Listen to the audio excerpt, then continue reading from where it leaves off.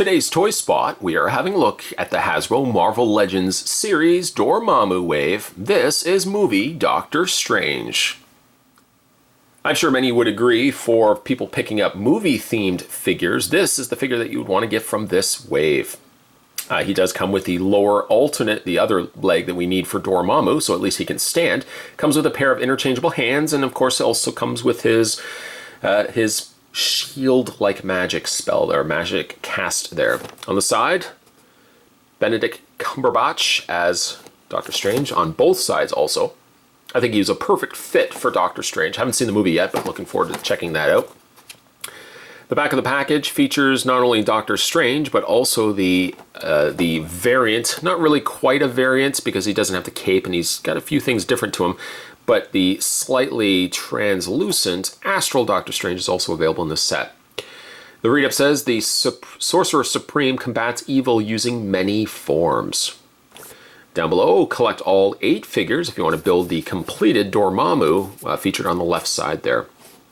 Speaking of completing, if you guys are interested in picking these up and completing your wave of Doctor Strange characters, head over to Entertainment Earth and you can grab these guys today. Spot's going to take a break and get this opened up. When we come back, though, we're getting a better look at movie Doctor Strange. There's more guys heading your way. Don't go anywhere. Of course, with this channel, before we have a look at the figure, let's look at the Build-A-Figure component that comes with Doctor Strange. This is the other, I want to keep saying alternate, it's not the alternate, but this is the other leg that we would need so that Dormammu can actually stand. It is also on a smaller peg versus the larger peg. And for that, we're just going to lift the skirt up, pop that into place. Hopefully everything snaps together okay. There we go. There we go. And we've got the lower torso of Dormammu finished. Still need arms, still need a head, still need a lot, but we're making some progress. Checking off, making some progress. Other accessories that come included with Doctor Strange, he comes with his shield. It's not quite a shield, but his spell cast there, which is cast, how I segued that, it's cast in a translucent, you can almost see maybe you can see my fingers behind there. It's a translucent orange plastic. And even still, hopefully the camera can pick it up, there's scripture on the interior. Let me flip it around, maybe you can see it better. There's scripture around the outer parameter of this construct, which is pretty cool, especially when it shines through. I guess if you had a light source and shone that through, you'd be able to see that quite nicely. And I think that might be something I might try to do with displaying this guy. He also has apparently summoned the spell of sleep. Get into that in a second. We'll get to that figure in a second. But he does also come with a pair of interchangeable hands.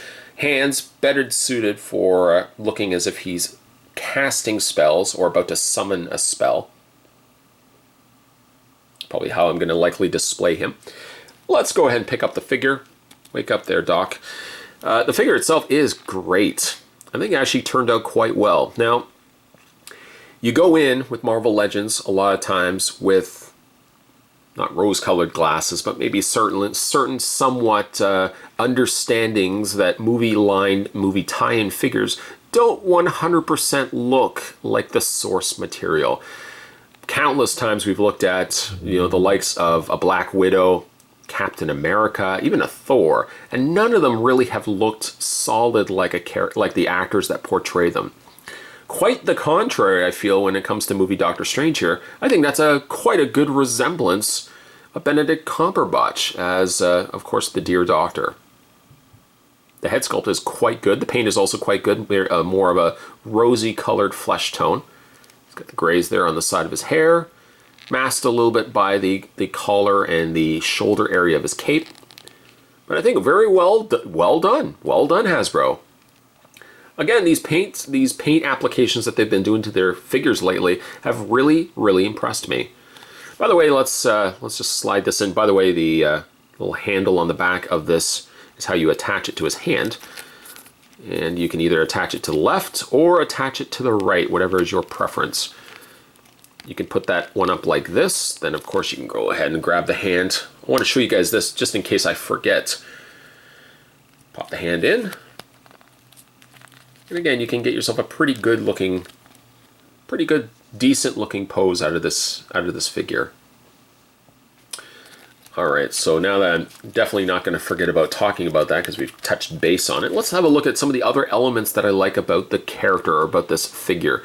They use a series of darker, almost teal-like blues, more darker in the sleeves and in the legs, and lighter when it comes to, I suppose, the tunic or robe that he's got on the front here. A mixture of browns and golds, all come together quite nice, with I think the icing on the cake being the cape itself. I hopefully can show you guys here.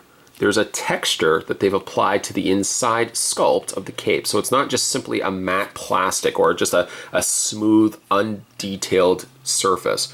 It's actually sculpted with different, again, just little different patterns and stuff like that. Very nice, small touch. And it's the small touches that I appreciate more. The back of the cape is stellar, starting with a circular formation on the top of the shoulder and cascading out almost like the beams of light. Some texturing also around the high collar area of his cape. I also like the fact that they went the route of angling the cape straight down so it cascades down the one shoulder, as opposed to just a default cape where it would have been on both shoulders. It's different, and it's something that you don't see a lot of when it comes to caped characters. It also helps somewhat that the cape is not quite to the ground, but it's almost ground enough. If you get it posed just right, the cape somewhat helps him stand, which is also crucial as well.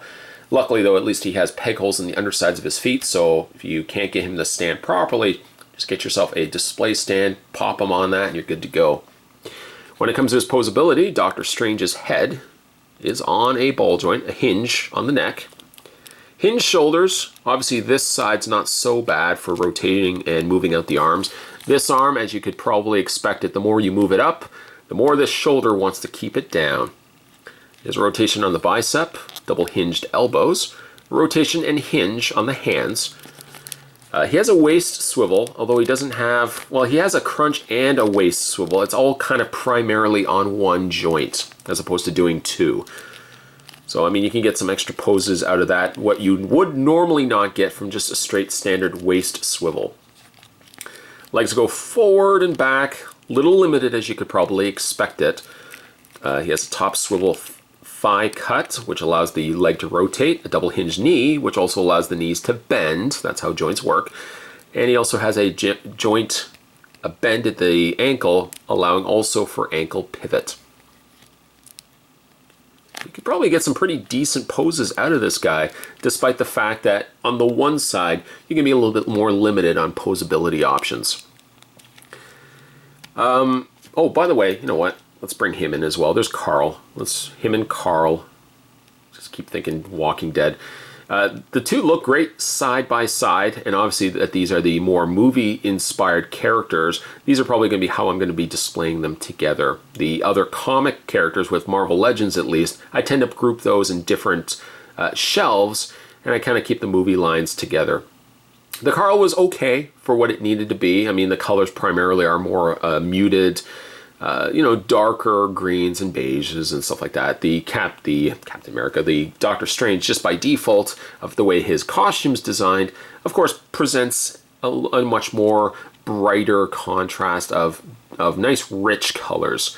Nothing against Carl, but just by virtue of the way that his costume's designed, Captain America, Doctor Strange, I think comes across just a little bit better in my eyes. So a decent figure. I don't know how available this guy's going to be, shelf-wise, because I haven't been able to find these in any retail stores. I would imagine a lot of people are probably going to be grabbing the movie Doctor Strange, and I hate to say, they might be ultimately passing on the Carl. If you guys are wanting to pick these up for yourself and can't find these in stores, again, head over to Entertainment Earth and you can order the entire line today. Speaking of today we were having a look at the Marvel Legends series. This was the Dormammu wave. We're looking at movie Doctor Strange.